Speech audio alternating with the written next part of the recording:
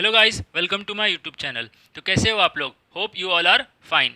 सो guys, जैसे आपको पता है हमने ज्योग्राफी का थर्ड चैप्टर स्टार्ट कर दिया था जिसका नाम था एक्सोजेनेटिक प्रोसेसेस पार्ट 1।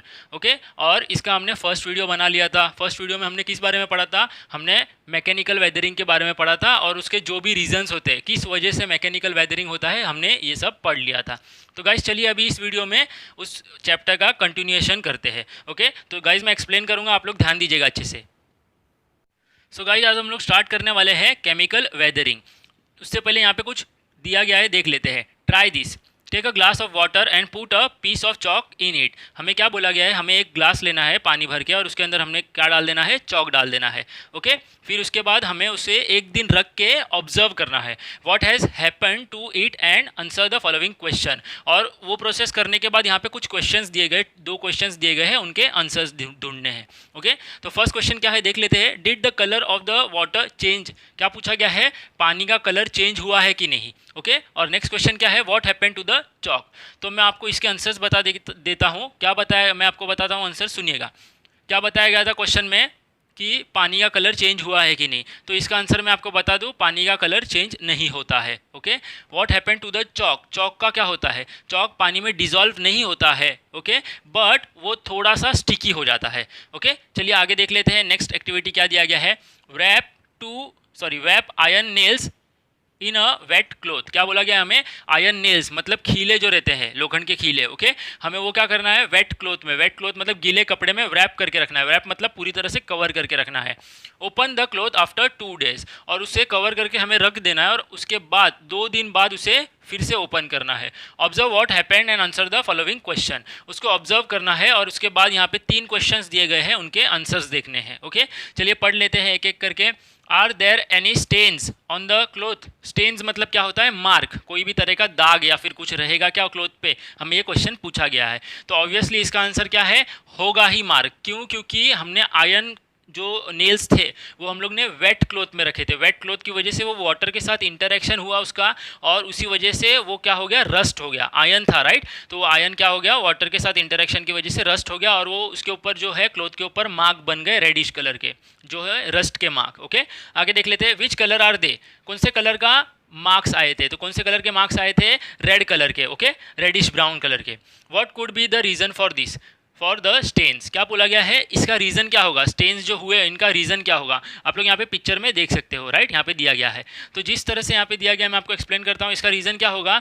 आयरन कौन से, किससे बने रहते हैं? सॉरी, नेल्स किससे बने रहते हैं? आयरन से, लोखंड से। ओके, और वो किस में रखे थे हमने? भीगे हुए कपड़े में। तो भीगा हुआ कपड़ा मतलब वहाँ पे वाटर था, और ये जो आयरन है ये दोनों रिएक्ट हुए, आयरन और वाटर, और इसी वजह से रस्टिंग प्रोसेस हुआ। तो गाइस यहाँ पे 2 एक्टिविटी जो हमें दी गई थी, ये क्यों दी गई थी मैं आपको एक्सप्लेन करता हूँ। देखिए, पहला वाला हम लोग ने चॉक जो है पानी में डुबो के रखा था।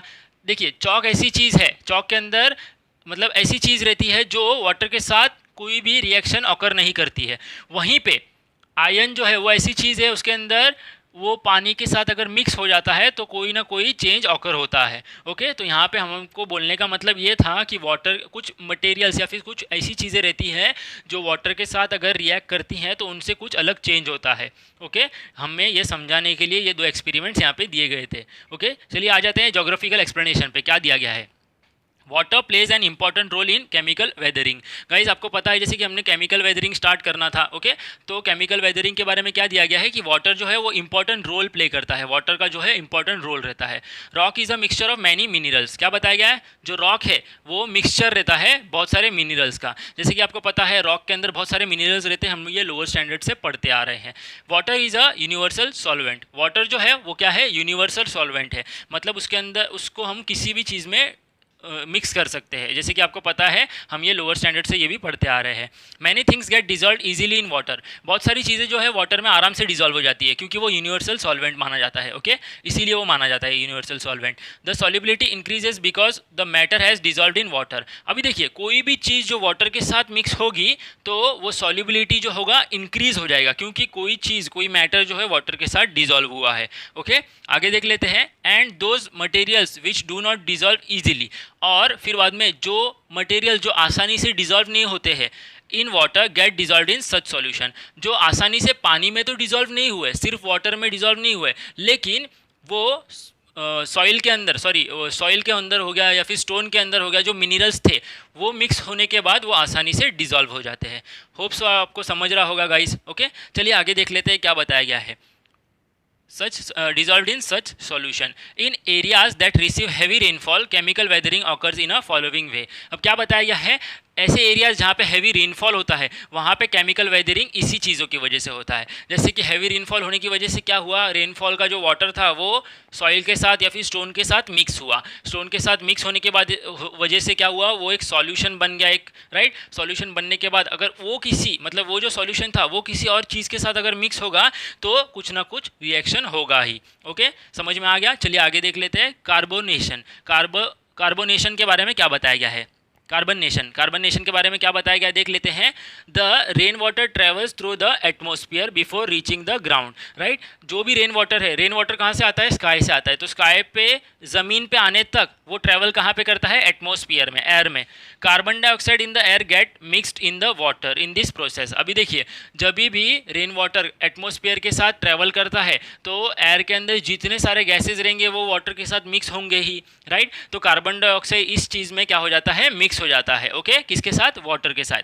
Dilute carbonic acid get formed. अब देखिए, कार्बन डाइऑक्साइड जब वाटर के साथ मिक्स हुआ ना तब क्या फॉर्म होता है, डाइल्यूट कार्बोनिक एसिड। ओके, आगे देख लेते हैं। Materials like limestone get easily dissolved in such acid. अभी देखिए, डाइल्यूट कार्बोनिक एसिड फॉर्म हो गया। अभी इसके अंदर मतलब ये एसिड के अंदर लाइमस्टोन जो है वो इजीली डिजॉल्व हो जाता है। लाइमस्टोन मतलब क्या होता है, हार्ड टाइप के रॉक रहते हैं जिसके अंदर मेनली क्या रहता है, कैल्शियम कार्बोनेट।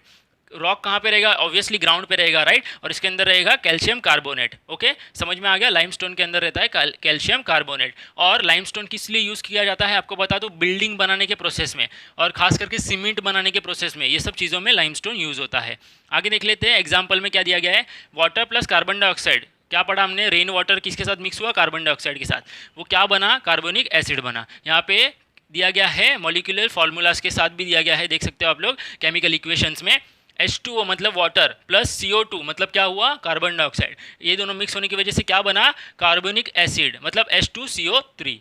ओके गाइस, आपको समझ में आ गया होगा। चलिए आगे ध्यान देते हैं पेज नंबर 27 पे। ओके, सो गाइस अभी हम लोग पढ़ने वाले हैं किस बारे में, सॉल्यूशन के बारे में। हमने पढ़ लिया कि वाटर के साथ कोई एक चीज़ मिक्स हो जाती है तब वो एक सॉल्यूशन बन जाता है, और फिर वो सॉल्यूशन के अंदर कोई एक चीज़ मिक्स हुई तो उससे केमिकल रिएक्शन होता है। राइट, हमने अभी पढ़ लिया था किस बारे में, कार्बोनेशन के बारे में। ओके, तो आगे देख लेते हैं सॉल्यूशन में। Some minerals in the rock get dissolved in water. Right, कुछ मिनरल्स रहते हैं रॉक में जो पानी के साथ डिजॉल्व हो जाते हैं। Limestone is formed due to chemical precipitation. क्या बताया गया है, लाइमस्टोन भी बनता है कब, जब केमिकल प्रिसिपिटेशन होता है। केमिकल प्रिसिपिटेशन मतलब क्या होता है, एटमोस्फियर के वजह से वाटर का फॉर्म होना। राइट, वाटर जब फॉर्म होता है एटमोस्फियर की मदद से उसको बोला जाता है प्रिसिपिटेशन। तो केमिकल प्रिसिपिटेशन की वजह से क्या होता है, लाइमस्टोन फॉर्म होते हैं। बिटवीन, अभी किनके बीच में प्रिसिपिटेशन होता है, वाटर एंड अल्कलीज। अल्कलीज मतलब क्या होता है, ऐसे मटेरियल मतलब जिसमें सॉल्ट रहेगा।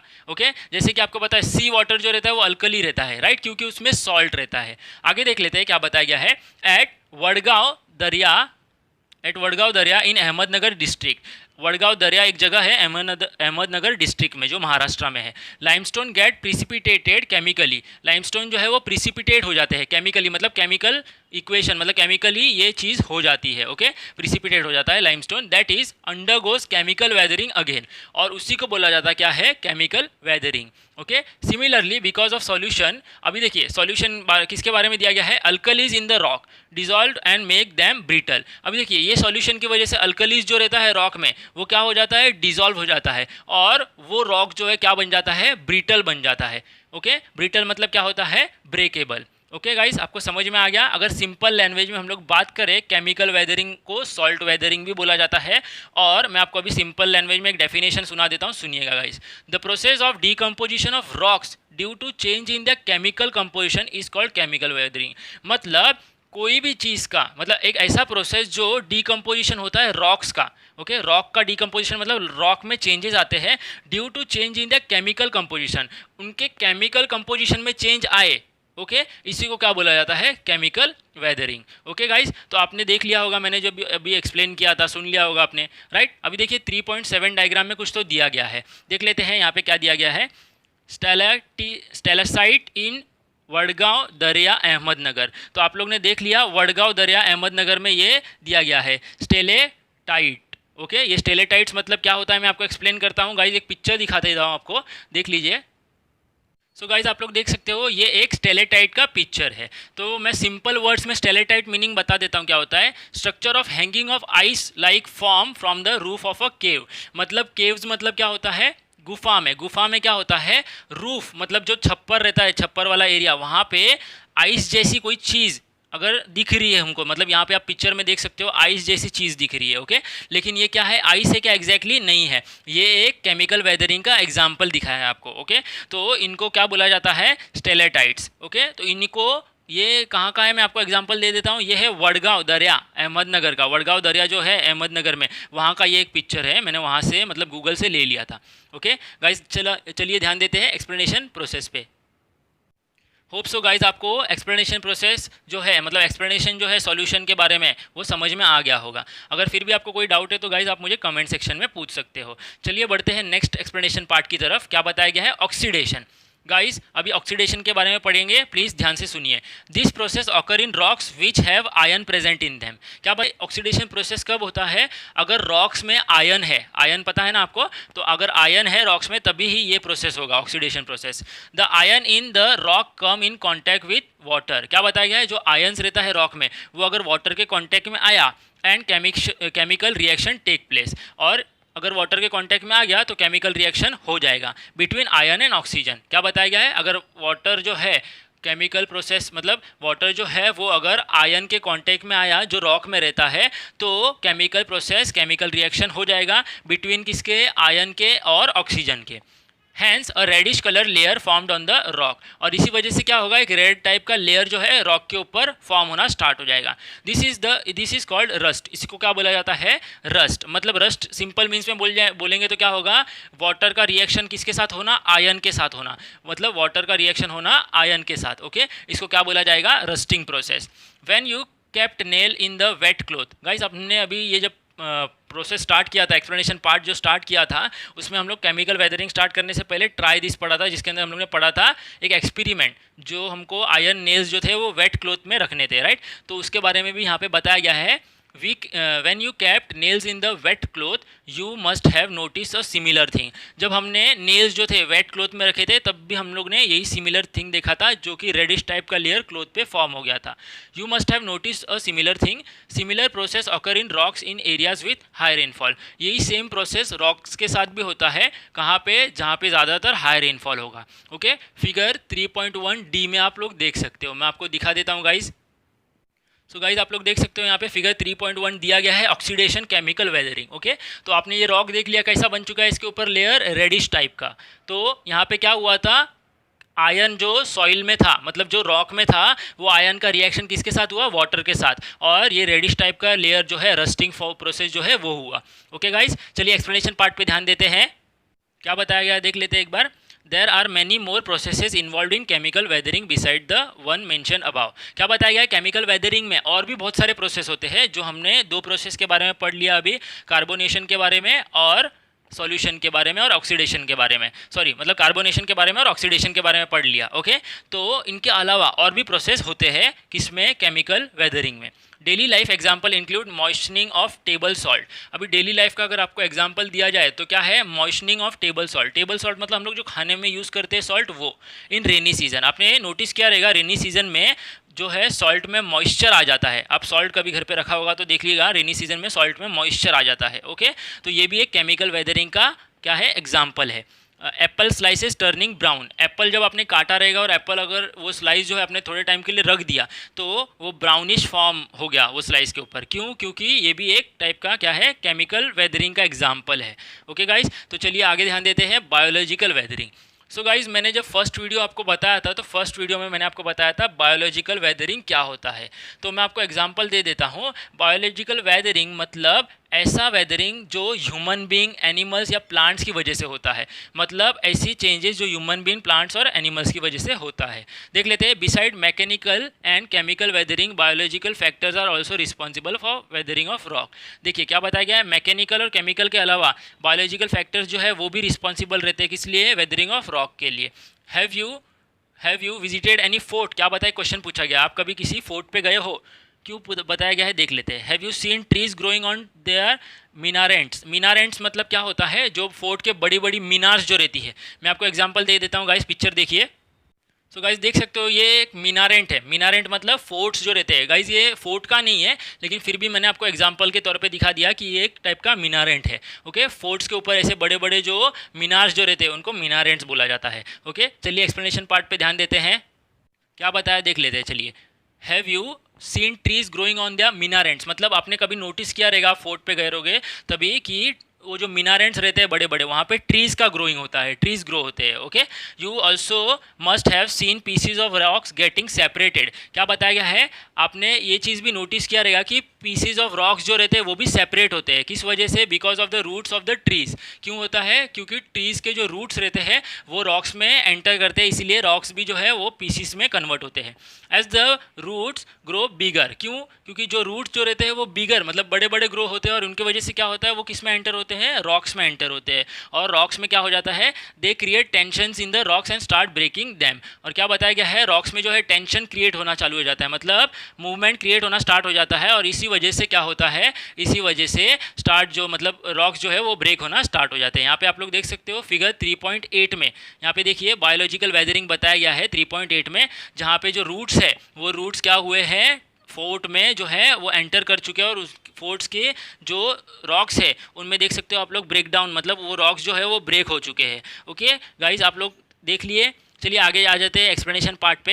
एंट्स मेक लार्ज एंट हिल्स, क्या बताया गया, एंट्स आपको पता रहेंगे, एंट्स की वजह से लार्ज एंट हिल्स बनते हैं। एंट हिल्स मतलब ऐसी जगह जहाँ पे एंट्स रहते हैं। Okay, rats, mice, rabbits and other worms and insects make burrows in the ground. Rat, mice, rabbit, इन सब की वजह से क्या होता है, ग्राउंड में बरोइंग प्रोसेस मतलब खुदाई होती है। ओके, आगे देख लेते हैं। This animals are called burrowing animals, और इन एनिमल्स को क्या बोला जाता है, burrowing animals, because of their activity weathering of rock occurs, और इन्हीं एक्टिविटीज़ की वजह से भी वेदरिंग ऑफ रॉक होता है। ओके गाइस, आपको समझ में आ गया। चलिए आगे देख लेते हैं क्या बताया गया है। Beside this algae, moss, lichen, other flora मतलब क्या होता है, other plants, algae, moss, lichen, ये सब भी प्लांट्स की कैटेगरी में आते हैं, और अदर प्लांट्स जो है इनके वजह, प्लांट्स के वजह से भी वेदरिंग होता है। गाइस हम लोग पढ़ रहे हैं बायोलॉजिकल वेदरिंग, मतलब प्लांट्स के वजह से, एनिमल्स की वजह से और ह्यूमंस की वजह से जो वेदरिंग होता है वो। ओके गाइस, मैं आप लोग को इन सब का पिक्चर्स दिखा भी दूंगा, पहले ये ख़त्म कर लेते हैं। ग्रो इन द रॉक्स, ये सब चीज़ें जो है ग्रो होती है रॉक्स में। They also help in weathering, see figure 3.9। आप लोग देख सकते हो 3.9 फिगर में यहाँ पे लीचेन का डायग्राम दिया गया है, वो किस तरह से वेदरिंग में हेल्प करता है। ओके गाइज, मैं आपको पिक्चर्स दिखाता हूँ, ध्यान दीजिए। सो गाइज जैसे कि आप लोग देख सकते हो यहाँ पे एंट हिल का पिक्चर दिखाया है मैंने, ये एंट्स का घर है, एंट हिल बोला जाता है जिसको। ओके, इसके वजह से भी वेदरिंग होता है। नेक्स्ट पिक्चर देख लेते हैं, ये है एल्गे का पिक्चर। एल्गे जो है मैंने बताया था आपको एक्सप्लेन करते हुए, टाइप के प्लांट्स है। ओके, तो आप लोग देख सकते हो ये किस तरह से एक स्टोन पे एल्गे फैल चुका है। ओके, तो आपने देख लिया, ये भी प्रोसेस हेल्प करता है, किस लिए, वेदरिंग। ओके, बायोलॉजिकल वेदरिंग के अंदर आता है ये सब, क्योंकि प्लांट्स की वजह से हो रहा है। नेक्स्ट वन देख लीजिए आप लोग, ये है मॉस का पिक्चर, ये भी स्टोन की तरह ऊपर किस तरह से ग्रो हुआ है। तो ये छोटी छोटी चीज़ें जो है ये भी वेदरिंग में हेल्प करते हैं। और ये जो लास्ट पिक्चर है ये है लीचेन की पिक्चर, तो आपने ये भी देख लिया किस तरह से ये भी एक रॉक के ऊपर ग्रो हुआ है। ओके, तो ये सब चीज़ें किसके अंदर आती है, ये सब चीज़ें बायोलॉजिकल वेदरिंग के अंदर आती है। ओके गाइस, चलिए एक्सप्लेनेशन पार्ट पे ध्यान देते हैं। सो गाइस देख सकते हो आप लोग, हम लोग 28 पेज पे स्टार्ट कर रहे हैं। मास मूवमेंट क्या होता है, जिसको मास वेस्टिंग भी बोला जाता है। तो चलिए स्टार्ट करते हैं। The weathered rock material start moving along the slope due to gravity and accumulate near the foothills or the gentle slope। क्या बताया गया है, मूवमेंट होता है किसके अंदर, मटेरियल्स का मूवमेंट होता है जहाँ पे स्लोप्स रहते हैं। अभी देखिए माउंटेन्स की बात कर रहे हैं, माउंटेन्स पे जहाँ पे स्लोप है, स्लोप की वजह से क्या होता है, अपर जो भी सैंड पकड़ लीजिए आप लोग, रॉक्स पकड़ लीजिए, बड़े बड़े रॉक्स जो है वो सब मूव होते हैं, ओके, स्लोप की वजह से। और स्लोप की वजह से होते हैं, ग्रेविटी की वजह से होते हैं, राइट। और ये सब मूव होके ये कहाँ पे एक्यूमुलेट होते हैं, ये एक्यूमुलेट होते हैं फुट हिल्स पे। फुट हिल्स मतलब क्या होता है, जो माउंटेन का नीचे वाला पार्ट है, एंड पार्ट है, वहाँ पे ये फुट हिल्स पे क्या हो जाते हैं, एक्यूमुलेट हो जाते हैं। और the gentler slope, gentler slope मतलब क्या होता है, जहाँ पे स्लोप बहुत कम है वहाँ पे ये सब चीज़ें जाके एक्यूमुलेट हो जाती है, ओके। आगे देख लेते हैं क्या बताया गया है। This process has been happening for years, और ये प्रोसेस जो है थाउजेंड्स ऑफ ईयर्स से होते आ रहा है, ओके। ये नेचुरल प्रोसेस और ये अपने आप होते आ रहा है। The weathered particles form a conical heap, जो भी वेदर्ड पार्टिकल्स रहते हैं, मतलब जो वेदरिंग की वजह से जो चीज़ें हुई है, पार्टिकल्स हुए हैं, वो कोनिकल हीप में कन्वर्ट होते हैं। कोनिकल हीप मतलब कौन शेप आपको पता है, राइट। हीप मतलब छोटे छोटे माउंटेन्स, मतलब छोटे छोटे माउंट टाइप के रहते हैं वो। अभी देखिए कोई भी चीज़ ऊपर से स्लिप होके नीचे आ रही है माउंटेन के यहाँ पे, तो वो किस फॉर्म में आएगी, वो नीचे आने के बाद वो छोटे से हीप में कन्वर्ट होगी, कोनिकल हीप में, okay. At the foothills, foothills मतलब क्या बताया गया है, मैंने आपको बताया था फुटहिल्स मतलब माउंटेन्स के एंड पार्ट पे, ओके। आगे देख लेते हैं। When weathered particles move down due to gravity along, क्या बताया गया है, वेदर्ड पार्टिकल जो है वो ग्रेविटी की वजह से भी, ग्रेविटी आपको पता है ग्रेविटेशनल फोर्स जो है, कोई भी चीज़ ऊपर रहेगी तो वो नीचे आएगी ही, तो इस वजह से भी वेदर्ड पार्टिकल्स नीचे आते हैं, डाउन आते हैं। The process is called mass movement, इस प्रोसेस को क्या बोला जाता है, मास मूवमेंट बोला जाता है, ओके। आगे देख लेते हैं। Mass movement occur in two ways, mass movement कितने वेज में परफॉर्म होता है, दो वेज में। Rapid on street slopes, steeper slopes, क्या बताया गया है, रैपिड होता है, रैपिड मास मूवमेंट होता है, कहाँ पे होता है ये, खास करके स्टीपर स्लोप। स्टीपर मतलब, अब देखिए रैपिड मतलब क्या हो गया, फास्ट। फास्ट मूवमेंट कब होगा, जब स्लोप जो है वो एकदम गहरा रहेगा, एकदम स्टीपर रहेगा, right. While it is slower on gentle slope, slower मतलब स्लो प्रोसेस भी होता है इसमें। ये स्लो प्रोसेस कब होता है, जहाँ पे स्लोप जो है जेंटल रहेगा, मतलब इतना ज़्यादा स्लोप नहीं रहेगा, ओके। मतलब एकदम as compare to steeper slope ये जेंटल स्लोप कम रहता है, ओके। आगे देख लेते हैं क्या बताया गया है। रैपिड मास मूवमेंट, गाइस अभी हम लोग एक एक करके रैपिड मास मूवमेंट किस तरह से है और स्लो मास मूवमेंट किस तरह से हम लोग एक्सप्लेनेशन स्टार्ट करते हैं। Rock falls, landslides and subsidence occur rapidly. Subsidence मतलब क्या होता है, कोलैप्स, मतलब किसी भी चीज़ का, कोलैप्स मतलब गिर जाना, राइट। रॉक फॉल होता है, लैंडस्लाइड होता है, ये सब होता रहता है और रैपिडली ऑकर होता है ये सब। Their effects are very destructive, और उनका इफेक्ट जो रहता है वो कैसा रहता है, डिस्ट्रक्टिव मतलब हार्मफुल रहता है, ओके। आगे देख लेते हैं क्या बताया गया है। The probability of this event is more in the region having humid climate and steeper slope, क्या बताया गया है, इस चीज़ का प्रोबेबिलिटी मतलब इस चीज़ का ऑकरेंस जो है वो ज़्यादा रहता है, कहाँ पे ज़्यादा रहता है, जहाँ पे ह्यूमिड क्लाइमेट होगा, ह्यूमिड मतलब नमी वाला क्लाइमेट, ओके। और जहाँ पे स्टीपर स्लोप्स रहेंगे, स्टीपर मतलब एकदम गहरे स्लोप्स रहेंगे वहाँ पे, okay. A thick layer of weather material forms on the slope, क्या बताया गया है, इन चीज़ों की वजह से, मतलब ये रैपिड मास मूवमेंट की वजह से जो लेयर रहता है अपर लेयर स्लोप का, वहाँ पे क्या हो जाता है, वेदर्ड मटेरियल फॉर्म हो जाता है, थिक लेयर बन जाता है वेदर्ड मटेरियल का, मतलब वेदरिंग हुआ तो उस वजह से कौन से मटेरियल्स जो थे उनका एक थिक लेयर फॉर्म हो जाता है, ओके गाइस। आगे देख लेते हैं। When it rains in such areas, जब ऐसे एरियाज में जहाँ पे वेदर लेयर फॉर्म हो चुका है, ओके, मतलब वेदर मटेरियल का लेयर जो है वो फॉर्म हो चुका है, और वहाँ पे अगर रेन हुआ उस टाइम पे, the rain water penetrates the weather material and their weight increases, क्या बताया गया है, रेन वाटर जो है वो वेदर मटेरियल में चला जाता है, मतलब सॉइल ही रहेगा ना, वेदर मटेरियल भी क्या रहेगा, सॉइल, और सॉइल के पास कैपेसिटी क्या रहती है, वाटर होल्ड करने की। पेनिट्रेट्स मतलब गो इनटू, क्या बताया गया है, वाटर जो है वो अंदर चला जाता है वेदर मटेरियल के, मतलब सॉइल के, एंड द वेट इंक्रीजेस। अभी देखिए सॉइल चला गया तो ऑब्वियसली उसका वेदर मटेरियल का वेट जो है वो इंक्रीज हो जाएगा। The weather material move very rapidly and come down the slope, okay. क्या बताया गया है, वेदर मटेरियल जो है वो फटाफट मूव होता है और रैपिडली वो सीधा स्लोप रहता है, स्टीपर स्लोप रहता है, और स्टीपर स्लोप की वजह से वो एकदम फास्ट में स्लोप की तरफ बढ़ता रहता है। एग्जाम्पल में दिया गया है, क्या दिया गया है मैं एक्सप्लेन करता हूँ गाइस, सुनिए। Example, the mud slide of Malin village of Pune district. Malin एक जगह है, कहाँ पे, पुणे में, ये एक विलेज है और वहाँ पे मड स्लाइड हुआ था, ओके। मैं आपको एग्जाम्पल के तौर पे पिक्चर दिखा देता हूँ गाइस, ध्यान दीजिए। सो गाइस देख सकते हो आप लोग यहाँ पे, ये एक पिक्चर है मड स्लाइड का, जो कहाँ पे हुआ था, पुणे में। ओके, तो आप लोग किस तरह से देख सकते हो यहाँ पे, हम लोग ने ये जब स्टार्ट किया था रैपिड मास मूवमेंट, तो अब हम लोग ने पढ़ा था कि ये डिस्ट्रक्टिव रहता है, मतलब ये हार्मफुल रहता है। तो देख सकते हो आप लोग, ये लैंडस्लाइड हुआ था और इस वजह से कितना हार्म क्रिएट हुआ होगा इस एरियाज़ में। ओके, तो आगे देख लेते हैं एक्सप्लेनेशन पार्ट पे गाइस। चलिए देख लेते हैं क्या बताया गया है। Sometimes the weathered material do not move downward. कभी कभी क्या होता है, जो वेदर्ड मटेरियल रहता है वो नीचे की तरफ नहीं जाता है, बट सिंक, सिंक मतलब वो पानी में ही डूब जाता है। इन सेतु सीतु वेर दे आर, मतलब उसी जगह पे जहाँ पे है वो। ओके, मतलब ये फ्लो नहीं होता है, जहाँ पे है वो वहीं पे वो पानी के अंदर डूब जाता है। This is called slumping. इसको क्या बोला जाता है, स्लम्पिंग। ओके गाइज, जो मैंने आपको अभी पिक्चर दिखाया था पुणे डिस्ट्रिक्ट का, वो भी स्लम्पिंग का ही है। ओके गाइज, तो चलिए आगे देख लेते हैं। यहाँ पे एक और पिक्चर दिया गया है 3.10 वो, उसको भी क्या बोला जाता है, स्लम्पिंग प्रोसेस। ओके, देख लिया आपने। चलिए आगे देख लेते हैं। सच रैपिड मास मूवमेंट में also occur because of earthquake. और ये सिर्फ और सिर्फ रेन की वजह से ही नहीं, अपना ग्रेविटी की वजह से ही नहीं, बल्कि क्या, अर्थक्वेक की वजह से भी होता है। अर्थक्वेक की वजह से ज़मीन जो है वो हिलती है और इस वजह से भी ये प्रोसेस हो सकता है। ओके गाइस, तो चलिए आ जाते हैं हमारे नेक्स्ट पार्ट पे, slower mass movement in areas with dry climate. क्या बताया गया, ऐसे एरियाज जहाँ पे ड्राई क्लाइमेट रहेगा, जेंटलर स्लोप रहेगा। जेंटलर मतलब मैंने आपको बताया था, इतना गहरा स्लोप नहीं रहता है। Mass movement occur very slowly, mass movement जो ऑकर होते हैं वो बहुत स्लो होते हैं।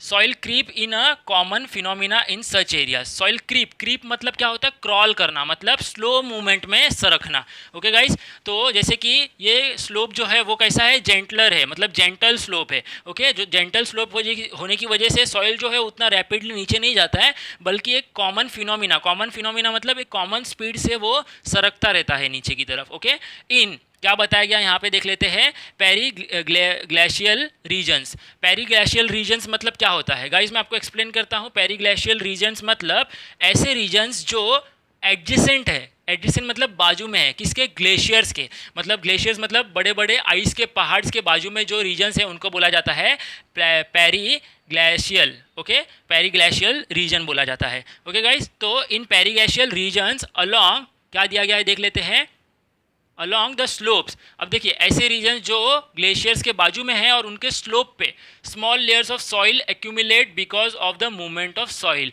खास करके ऐसी जगहों पे स्मॉल लेयर्स ऑफ सॉइल जो है वो एक्यूमुलेट हो जाता है। क्यों एक्यूमुलेट होता है, क्योंकि स्लो मूवमेंट होता रहता है सॉइल का, राइट। हमने पढ़ा था अभी, स्लोअर मास मूवमेंट पढ़ रहे हैं हम लोग। This is called solifluction. इसको क्या बोला जाता है, सॉलिफ्ल्यूकेशन। ओके गाइज, आप लोग देख सकते हो फिगर 3.13 मतलब यहाँ पे नीचे दिया गया है। तो आप लोग ने देख लिया किस तरह से ये सॉलिफ्ल्यूकेशन का पिक्चर दिया गया है। ओके गाइस, मैं आपको लास्ट में एक पिक्चर और दिखाऊंगा सॉलिफ्ल्यूकेशन का। ओके गाइस, तो यहाँ पे और दो पिक्चर्स दिए गए हैं रॉकफॉल का। रॉकफॉल भी क्या है, ये आता है रैपिड मास मूवमेंट में। ओके गाइस, और यहाँ पे जो नेक्स्ट पिक्चर दिया गया है वो लैंडस्लाइड, ये भी किस में आता है, रैपिड मास मूवमेंट में। सिर्फ और सिर्फ सॉलिफ्ल्यूकेशन जो है ये आता किस में है, ये आता है स्लोअर मास मूवमेंट में। गाइस लास्ट पार्ट पे आ जाते हैं, यहाँ पे इरोजन के बारे में दिया गया है कुछ, like weathering and mass movement. Erosion is also an external process. Weathering और मास मूवमेंट के अलावा इरोजन भी क्या है, एक एक्सटर्नल प्रोसेस है। Erosion occur through various agents. Erosion बहुत सारे एजेंट्स की वजह से होता है, मतलब बहुत सारी चीज़ों की वजह से होता है। कैसे कैसी चीज़ें बताई गई है यहाँ पे, wind, running water, glaciers, sea water, ground water cause erosion. इन सब की वजह से इरोजन होता है। गाइज मुझे नहीं लगता मुझे एक्सप्लेन करने की ज़रूरत है, ये सब चीज़ें आपको पता होंगी। We will study the agents of erosion and the land form produce by them in the next lesson. क्या बताया गया, हम लोग इरोजन के बारे में पढ़ेंगे, इरोजन के जो एजेंट्स हैं उनके बारे में पढ़ेंगे, और इरोजन के वजह से भी लैंड फॉर्म बनते हैं। लैंड फॉर्म मतलब लैंड बनता है, ये हम लोग किसमें पढ़ेंगे, नेक्स्ट लेसन के अंदर पढ़ेंगे। ओके गाइज, तो मैंने जैसे आपको बताया था, मैं सॉलिफ्लिकेशन का एक पिक्चर दिखा देता हूँ, ध्यान दीजिए गाइज। सो गाइज जैसे कि आप लोग देख सकते हो, ये है सॉलिफ्ल्यूकेशन का एक पिक्चर। मैंने जैसे आपको बताया था ये पैरा ग्लेशियल रीजन्स में होता है। पैरा ग्लेशियल रीजन मतलब जो ग्लेशियर्स के बाजू वाले एडजेसेंट रीजन रहते हैं वहाँ पे। तो किस तरह से आप लोग देख सकते हो ये लेयर्स फॉर्म हुए हैं सॉइल के, धीरे धीरे एक्यूमुलेट होने की वजह से। देख लिया गाइज, होप सो आपको मेरा ये जो लेसन एक्सप्लेन किया है, फर्स्ट पार्ट और सेकंड पार्ट दोनों समझ में आ गया होगा। गाइज़ अगर आपको फिर भी कोई डाउट है तो आप मुझे कमेंट सेक्शन में पूछ सकते हो। ओके गाइज़, और आपको पूरी तरह से समझ गया हो तो आप प्लीज़ मेरे चैनल को लाइक कीजिए, सब्सक्राइब कीजिए और शेयर कर दीजिए। Okay, thank you.